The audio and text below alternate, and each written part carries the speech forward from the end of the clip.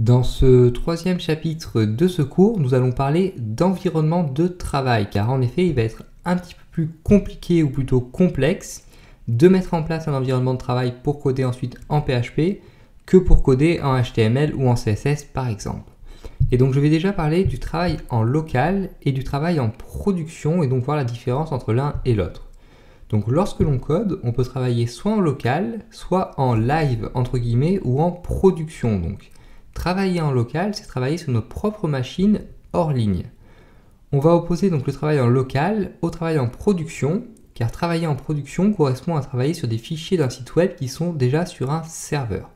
Ainsi, donc, si on fait la moindre modification en production, cela impacte directement notre site live et nos visiteurs le voient immédiatement. Un bon développeur préférera donc toujours commencer par travailler en local afin de ne pas impacter le fonctionnement normal d'un site web. Il travaillera donc sur une copie des fichiers d'un site si celui-ci est déjà en ligne. Ensuite, donc, une fois seulement qu'il s'est assuré que les différentes modifications ou implémentations ont été effectuées et qu'aucun bug n'a été détecté, il enverra donc tous les changements effectués en local en production tout simplement. Dans ce cours, donc, nous ne travaillerons évidemment pas sur un site déjà live et nous travaillerons donc en local tout simplement car nous n'avons pas de site. Cependant, donc rappelez-vous que le PHP est un langage qui s'exécute côté serveur et il va donc nous falloir recréer une architecture serveur sur nos propres machines afin de pouvoir tester nos codes PHP et afin de pouvoir les exécuter. Rassurez-vous, donc ici cela est très simple et totalement gratuit. Donc comme je vous l'ai dit précédemment, un serveur dispose de différents programmes lui permettant de lire et de comprendre certains langages informatiques que des ordinateurs normaux, une nouvelle fois entre guillemets, ne peuvent pas lire. Il va donc nous suffire d'installer des programmes similaires afin de pouvoir tester nos codes PHP et par la suite nos codes SQL.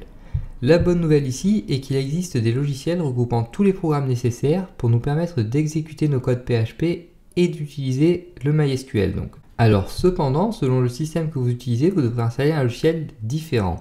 Donc si vous êtes sous Windows par exemple, vous devrez installer certainement le logiciel WAMP.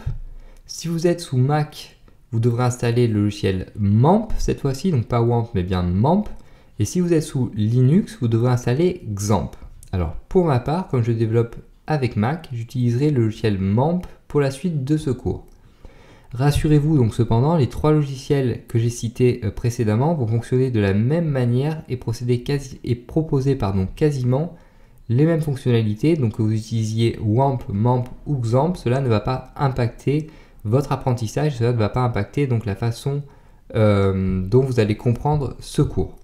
Alors commencez donc déjà par télécharger le logiciel qui correspond à votre système. Donc je vais mettre les liens moi vous permettant d'accéder à ces trois logiciels dans la description de la vidéo tout simplement. Alors pour finir, donc les logiciels WAMP, MAMP ou XAMPP vont nous être utiles pour exécuter notre code PHP. Cependant, avant d'exécuter du code, il va falloir l'écrire bien évidemment et pour cela nous allons avoir besoin d'un éditeur de texte. Alors je ne vais pas répéter ici ce que j'ai dit dans mon cours sur le HTML et le CSS, car normalement, si vous suivez ce cours, vous devriez déjà connaître le HTML et le CSS, vous devriez donc déjà posséder un éditeur de texte et savoir vous en servir. Donc pour ma part, j'utiliserai Komodo Edit pour ce cours, mais n'hésitez pas à conserver votre propre éditeur, le plus important étant que vous soyez à l'aise pour coder avec votre éditeur. Vous pouvez par exemple utiliser Notepad++, Sublime Text, Brackets, etc. etc. Et donc dès que nous avons notre logiciel, donc WAMP, MAMP ou XAMPP et notre éditeur de texte, nous allons pouvoir finalement apprendre à coder en PHP et exécuter du code PHP, ce que nous allons faire dès le prochain chapitre où nous allons apprendre les bases en PHP et donc notamment la syntaxe de base du PHP.